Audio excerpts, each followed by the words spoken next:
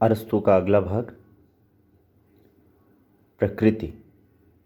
अरस्तू के काव्यशास्त्र में अनेक शब्द ऐसे हैं जो उनके कला विवेचन की कुंजी हैं और जिनका सही तथा निश्चित अर्थ जाने बिना उनकी कला विषयक अवधारणाओं को समझना कठिन है। पाठक की ये कठिनाई इसलिए और भी बढ़ जाती है कि अरस्तू ने न तो उन शब्दों की कोई परिभाषा दी है और न व्याख्या की है। यही कारण है कि अरस्तू के व्याख्याकार एक दूसरे से इतनी दूर हट जाते हैं कि उनमें किसे ठीक माने और किसे बेठीक, ये तय करना असंभव हो जाता है। इस यदृच्छा पर ही खींचकर बूचर ने कहा है कि अरस्तू के अविवेकी श्रद्धालुओं ने उनमें उन सौंदर्य शास्त्रीय प्रश्नों को साथ ही उत्तरों को भी ढूंढ निकाला है जो अरस्तू के मस्तिष्क में कभी आए भी न होंगे। कौन कहते हैं? बूचर कहते हैं कि अरस्तू के अविवेकी श्रद्धालुओं ने उनमें उन सौंदर्य शास्त्रीय प्रश्नों को साथ ही उत्तरों को भी ढूंढ निकाला है जो अरस्तू के मस्तिष्क में कभी आए भी नहीं होंगे। विद्वानों की इस विसंवादी कोलाहलपूर्ण मूर्छना में संगत और शुद्ध स्वर को पहचानना कितना दुष्कर है और ये कहने की आवश्यकता नहीं। और तारीफ यह कि उस मूर्छना का प्रसार प्रस्तार आज भी बंद नहीं हुआ है। एक एक शब्द पर जितना लिखा गया है वह स्वतंत्र विवेचन का विषय है।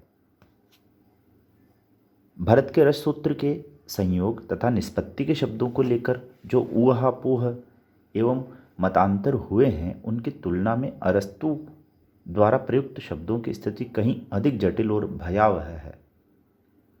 ऐसे शब्दों में उल्लेख्य है प्रकृति, अनुकरण, कार्य व्यापार और विरेचन। इन शब्दों की संक्षिप्त बोधगम्य व्याख्या ही यहाँ अभिलक्षित है। कौन से ये चार शब्द हैं?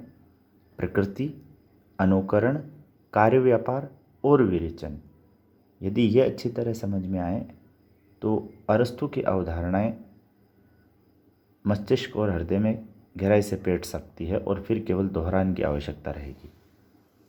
अरस्तू से पहले ग्रीस में कला शब्द का प्रयोग प्रधानतः उपयोगी कला के लिए होता था। कला शब्द का प्रयोग किस लिए होता था? केवल उपयोगी कला के लिए होता था। अरस्तू पहले आचार्य हैं जिन्होंने उपयोगी कला और ललित कला, यूजफुल आर्ट और फाइन आर्ट का भेद स्पष्ट किया। साथ ही ललित कला की पृथक सत्ता और स्वायत्तता घोषित की और इस रूप में उसका विवेचन किया। इस प्रकार उन्होंने उपयोग और सौंदर्य का क्षेत्र विभाजन कर सौंदर्य को शास्त्रीय चर्चा का विषय बनाना। तो इस प्रकार उन्होंने ये जो कलाओं में भेद किया, एक उपयोगी कला और ललित कला का, उससे उन्होंने उनका विभाजन करके सौंदर्य को शास्त्रीय चर्चा का विषय बनाया।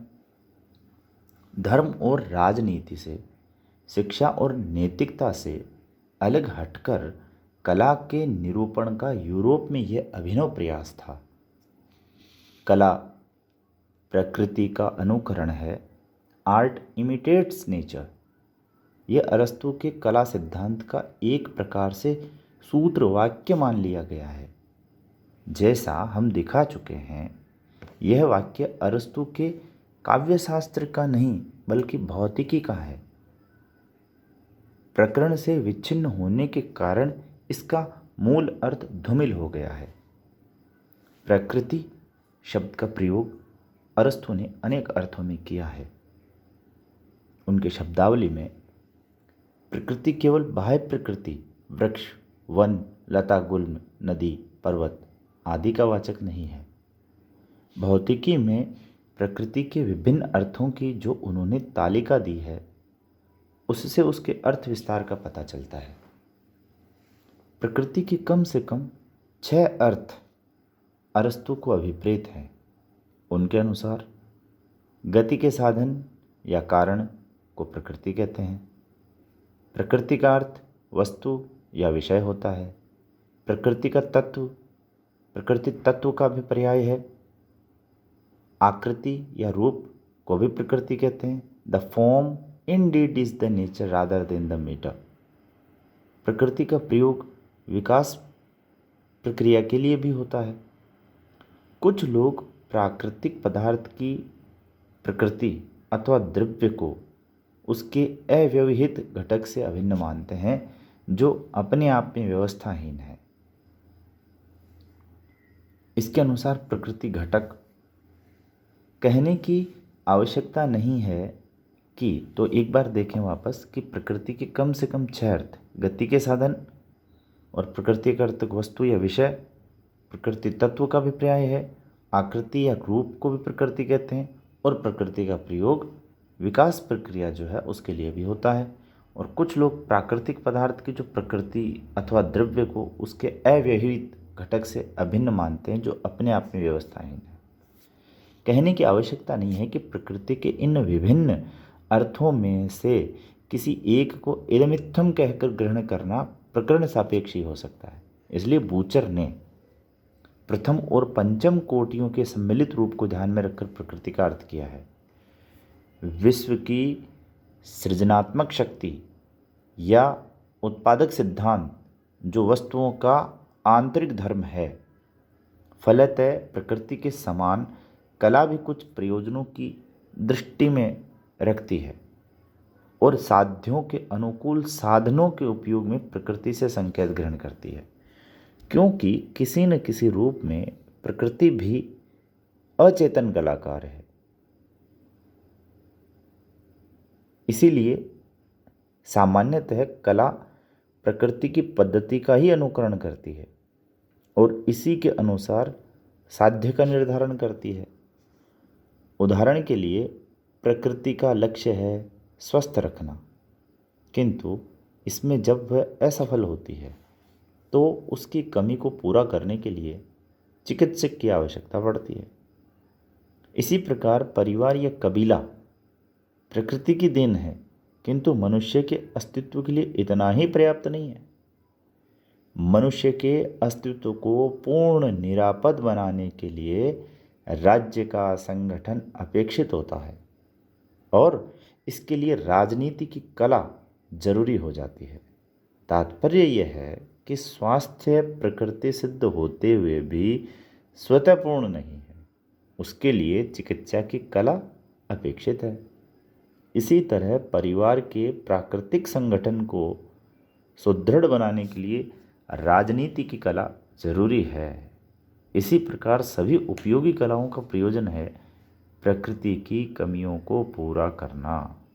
अतः जो किसी कला में प्रवीण होना चाहता है उसके लिए यह अनिवार्य है कि वह प्रकृति के सिद्धांतों का पहले सम्यक अध्ययन करे, फिर उसके द्वारा संकेतित पद्धति को साध्य की सिद्धि के लिए काम में लाए। निष्कर्ष यह है कि कला प्रकृति की पूरक है और उसके लिए वह प्रकृति से निर्देश भी प्राप्त करती है। बोचर के अनुसार प्रकृति के अनुकरण का यही अभिप्राय है। निष्कर्ष क्या है कि कला प्रकृति की पूरक है और इसके लिए वह प्रकृति से निर्देश भी प्राप्त करती है। बोचर के अनुसार प्रकृति के अनुकरण का यही अभिप्राय है। उपयोगी कला और ललित कला में अंतर यह है कि उपयोगी कला सौद्देश्य होती है और व्यावहारिक आवश्यकता की पूर्ति करती है। ललित कला व्यावहारिक आवश्यकता की चिंता नहीं करती, केवल सौंदर्य को अपना साध्य मानती है। दूसरे शब्दों में उपयोगी कला में व्यावहारिक उपयोगिता की प्रधानता होती है और ललित कला में केवल सौंदर्य मूलक आनंद की। उपयोगी कला वस्तु पर आधारित होती है, ललित कला बिंब पर। अनुकरण और कार्य व्यापार, इमिटेशन एंड एक्शन। इमिटेशन जो यूनानी के मिमेसिस का अंग्रेजी अनुवाद है, प्लेटो के समय से कला विषयक चर्चा का उल्लेखनीय रहा है। विगत 2500 वर्षों में न जाने कितनी व्याख्याएं हुई है। अरस्तु के काव्यशास्त्र में प्रयुक्त बहुअर्थक तथा व्याख्या सापेक्ष अनेक शब्दों में ये अन्यतम है।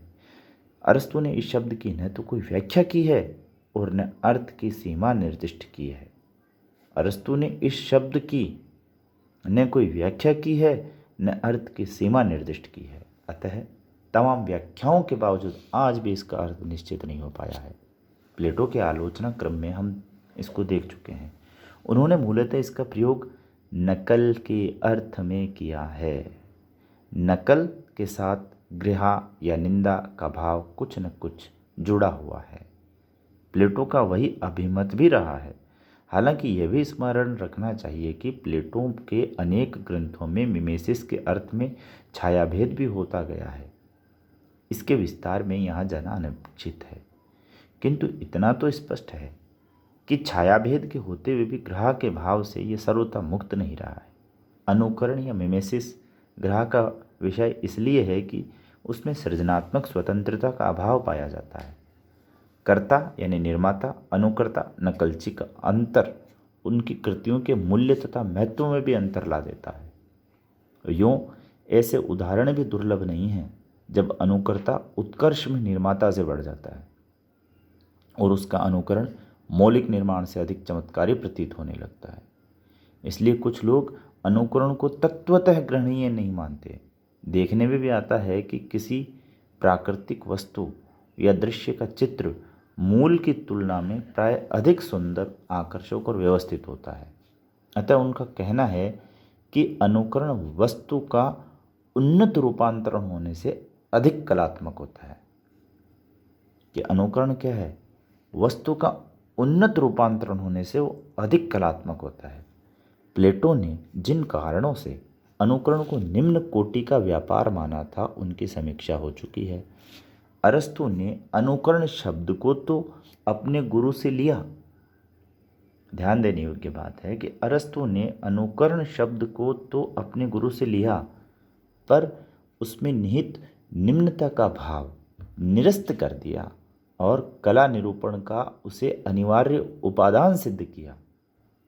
अनुकरण केवल नकल है और उसमें सर्जकत्व का अथवा उत्कर्षदायकत्व का सर्वथा अभाव है, इसका भी उन्होंने खंडन किया, जैसा उनके अनेक संकेतों स्पष्ट है। उदाहरण के लिए काव्यशास्त्र अध्याय 25 में कहते हैं कि अनुकर्ता होने के नाते कवि को चित्रकार या अन्य कलाकार के समान तीन वस्तुओं में से किसी एक का अनुकरण करना पड़ता है। क्या? कि अनुकर्ता होने के नाते कवि को चित्रकार या अन्य कलाकार के समान तीन वस्तुओं में से किसी एक का अनुकरण करना पड़ता है। और वो क्या है? कि जो वस्तुएं थी या हैं उन्हें जैसा कहा या माना जाता है अथवा उन्हें जैसा होना चाहिए। इन वस्तुओं कोटियों में तृतीय, उन्हें जैसा होना चाहिए, स्पष्ट ही आदर्शात्मक है। अनुकरण तो उसी वस्तु का संभव है जिसकी सत्ता थी या है। द्वितीय कोटि को भी गौणतः ही सही अनुकरण की सीमा में रख सकते हैं। किसी वस्तु को जैसा कहा या माना जाता है का अर्थ है कि उसके संबंध में प्रचलित लोक धारणा और लोक धारणा के आधार पर भी वस्तु का अनुकरण शक्य है। किंतु तृतीय कोटि में अर्थात जैसा होना चाहिए में तो कोई वस्तु है ही नहीं, अभी तो उसे होना है। कलाकार अपनी मान्यता, विश्वास, संस्कार आदि के आधार पर किसी वस्तु का जैसा भी काल्पनिक रूप प्रस्तुत करना चाहे कर सकता है। कहने की आवश्यकता नहीं कि वस्तु जगत में जिसकी सत्ता ही नहीं है, जो शुद्ध आदर्श है, उसके अनुकरण का प्रश्न ही नहीं उठता। हाँ, कवि या कलाकार वस्तु सत्ता के अभाव में भी कल्पना के द्वारा कलाकृति की सृष्टि कर देता है। बिल्कुल, कवि या कलाकार वस्तु सत्ता के अभाव में भी कल्पना के द्वारा कलाकृति की सृष्टि कर देता है।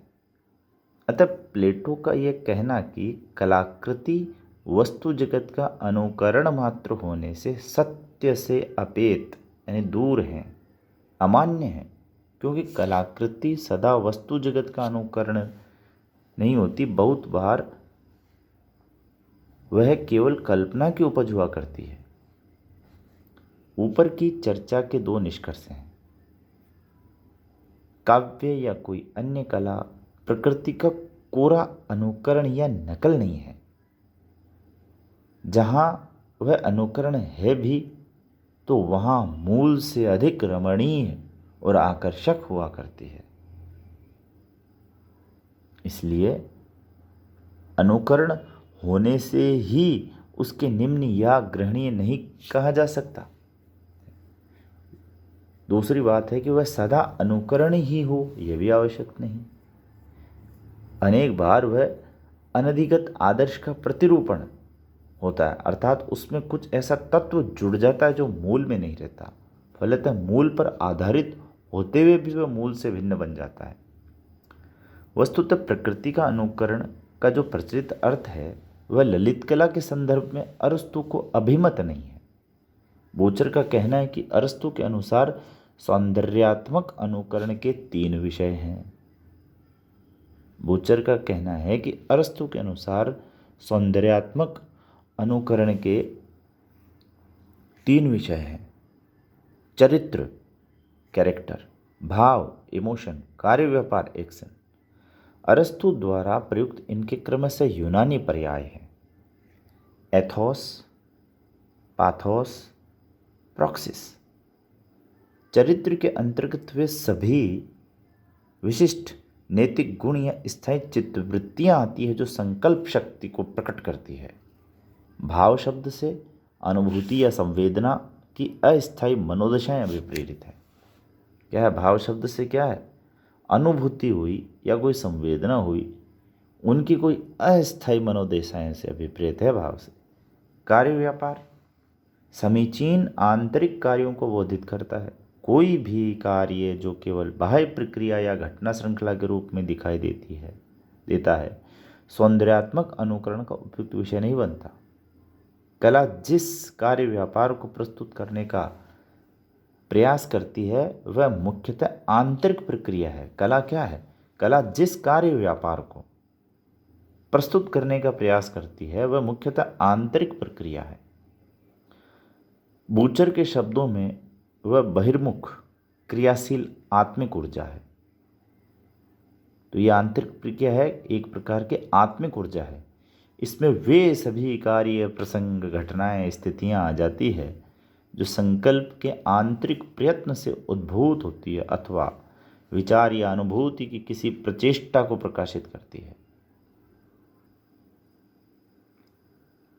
उपयुक्त व्याख्या के आलोक में अरस्तु के इस कथन की कि कार्य व्यापार में निरत मनुष्य अनुकरण के विषय हैं, संगति सुकर हो जाती है। जो कुछ भी मानसिक जीवन को व्यक्त करता है, विवेक संपन्न व्यक्तित्व को द्योतित करता है, वह कार्य व्यापार की सीमा में गतार्थ माना जाएगा। ऐसा कार्य व्यापार दीर्घकाल व्यापी ही हो यह आवश्यक नहीं, वह किसी एक क्षण में भी चरितार्थ हो सकता है, एक विशिष्ट मनोदशा या एक निश्चित परिस्थिति में भी संपन्न हो सकता है। बूचर का निष्कर्ष है कि अरस्तु के कार्य व्यापार में चरित्र, भाव और कार्य व्यापार तीनों का समाहार है, अर्थात कार्य व्यापार शब्द के द्वारा तीनों का बोध अभिष्ट है। तो कार्य व्यापार शब्द आ जाता है तो ये तीनों का ये समाहार है, चरित्र का, भाव का और एक्शन। कार्य व्यापार की इस व्यापक परिधि में समस्त मानव जीवन समाविष्ट हो जाता है। तात्पर्य यह हुआ कि मानव जीवन सभी कलाओं का सामान्य उत्स है। जब हम मानव जीवन कहते हैं, मतलब अगर हम मानव जीवन कहते हैं तो उसमें क्या आएगा? मानव जीवन नाम लेते ही उसमें आएगा मानसिक प्रक्रियाएं, आध्यात्मिक गतिविधियां, बाह्य कार्यों के उत्पादक आंतरिक स्रोत आदि सब उसमें आ जाते हैं। इस सिद्धांत के अनुसार भूदृश्य, पशु आदि सौंदर्यात्मक अनुकरण के विषयों में परिगणित नहीं होते। सारा विश्व कला का उपकरण नहीं है। अरस्तु की यह मान्यता क्लासिकी यूनानी कवियों और कलाकारों के प्रयोगों और कृतियों के अनुरूप ही प्रतीत होती है कि सारा विश्व कला का उपकरण नहीं है। उन्होंने अपनी कृतियों में बाह्य जगत को उतना ही स्थान दिया है जितना कार्य व्यापार की पृष्ठभूमि के रूप में अपेक्षित है। साथ ही मानव जीवन में भावात्मक तत्व की दृष्टि से ग्राह्य है और मानवीय संवेदना तथा रुचि को उद्दीप्त करने में समर्थ है। उपयुक्त चर्चा के आधार पर अनुकरण का स्वरूप स्पष्ट करते हुए बूचर कहते हैं कि कोई कलाकृति मूल का प्रतीकात्मक निरूपण नहीं बल्कि सादृश्य अथवा पुनः सृष्टि है। बूचर क्या कहते हैं कि कोई कलाकृति मूल का प्रतीकात्मक प्रतिरूपण नहीं है बल्कि सादृश्य अथवा पुनः सृष्टि है। और ये कथन दोनों ही स्थितियों में मान्य है, चाहे कलाकार वस्तु जगत के किसी ढांचे का चित्रण कर रहा हो, चाहे मनोजगत के किसी अनधिगत आदर्श का। स्वयं अरस्तु के उदाहरणों से अनुकरण के ऊपरी निर्दिष्ट निरूपण का विषेदन इस प्रकार है। संकेत या प्रतीक और संकेतित के बीच न तो कोई अनिवार्य सादृश्य होता है न कोई नैसर्गिक संबंध। जैसे उच्चरित शब्द मानसिक दशाओं के प्रतीक हैं, वैसे ही लिखित शब्द उच्चरित शब्दों के प्रतीक हैं। उच्चरित शब्दों और मानसिक दशाओं में अथवा लिखित शब्दों और उच्चरित शब्दों में संबंध केवल रूढ़ है। इसके विपरीत मानसिक संस्कार बाह्य वस्तुओं के संकेत अथवा प्रतीक नहीं है बल्कि उनके अनुकरण हैं, उनकी प्रतिकृति हैं। इंद्रिय प्रत्यक्षों के द्वारा बाह्य वस्तुएं मन पर अपनी छाप छोड़ा करती है। इंद्रिय प्रत्यक्षों के द्वारा बाह्य वस्तुएं मन पर अपनी छाप छोड़ा करती है। इस प्रकार स्मृति पटल पर उत्कीर्ण चित्र की तुलना अंकन से की जाती है। इन्हीं चित्रों की भांति कला सृष्टियों की सत्ता स्वेर कल्पनाओं फैंटास्मा में हुआ करती है। ये चित्र संवेदना के उत्तरवर्ती परिणाम होते हैं जो संवेदना की आधारभूत वस्तु के हट जाने पर भी संस्कार रूप में बने रहते हैं। इंद्रिय प्रत्यक्षों के द्वारा बाह्य वस्तुएं मन पर अपनी छाप छोड़ा करती है। इस प्रकार स्मृति पटल पर उत्कीर्ण चित्र की तुलना अंकन से की जाती है। इन्हीं चित्रों की भांति कला सृष्टियों की सत्ता फैंटास्मा में हुआ करती है और ये चित्र संवेदना के उत्तरवर्ती परिणाम होते हैं जो संवेदना की आधारभूत वस्तु के हट जाने पर भी संस्कार रूप में बने रहते हैं।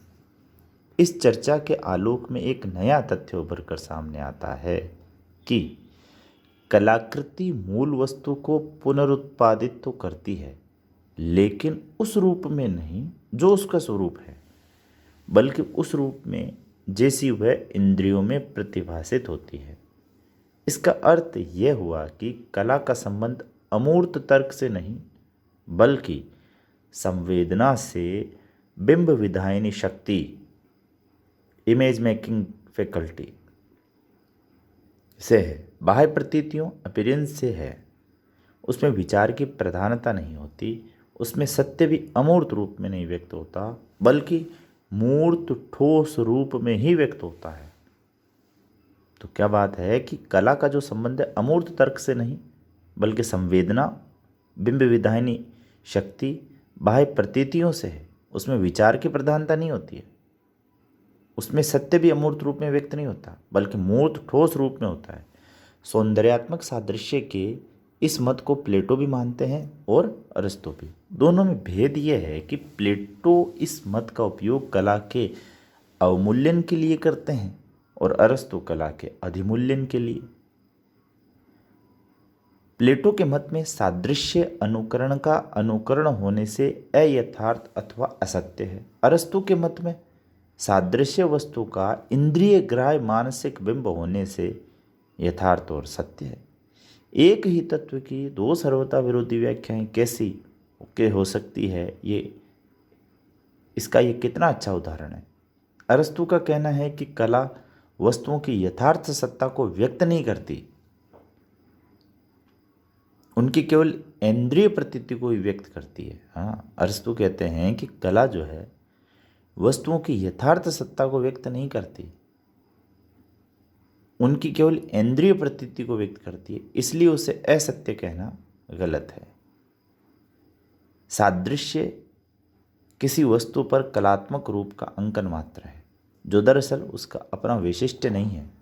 वस्तु से कलात्मक रूप भिन्न तत्व है जो उस पर केवल आरोपित हो जाता है। अतः वस्तु और रूप का भेद तिरोहित नहीं होता। जैसा बूचर ने कहा है कि रूप के आरोप से अंतर यह आता है कि वह वस्तु भौतिक यथार्थ से और उसके साथ संश्लिष्ट अभावों से पृथक हो जाती है। इसी में कला की मुक्ति शक्ति का रहस्य निहित है।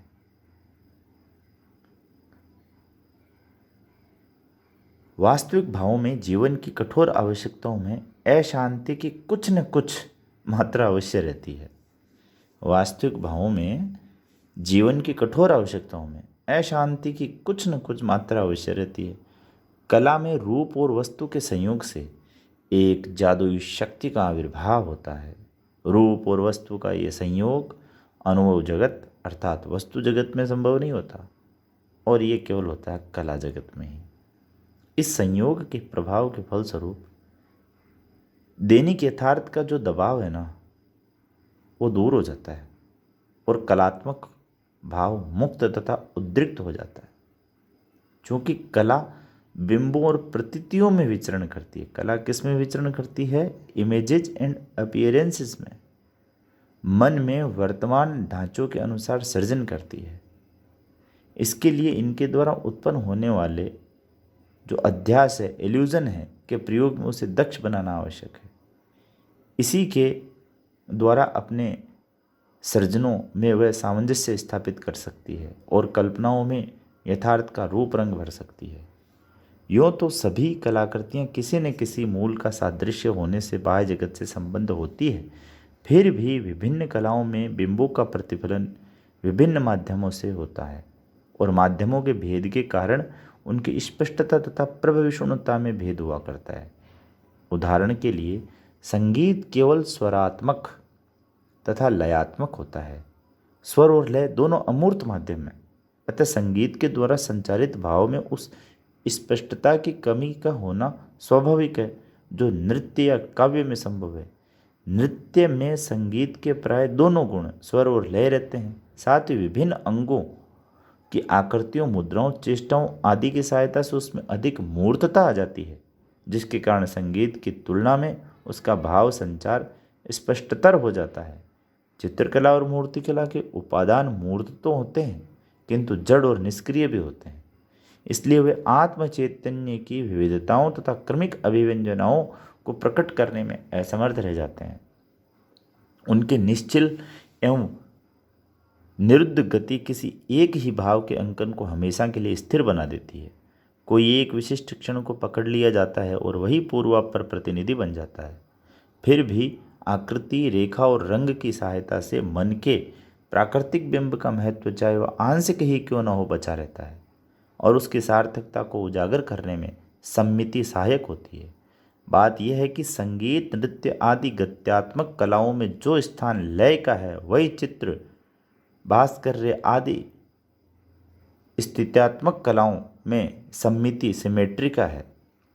यदि लय गत्यात्मक कलाओं की अभिव्यंजना को स्पष्टता और मूर्तता प्रदान करती है तो स्थित्यात्मकता कलाओं में वही काम सम्मिति करती है। इस प्रकार हम देखते हैं कि माध्यम भेद से कलाओं में तारतम्य भेद हुआ करता है।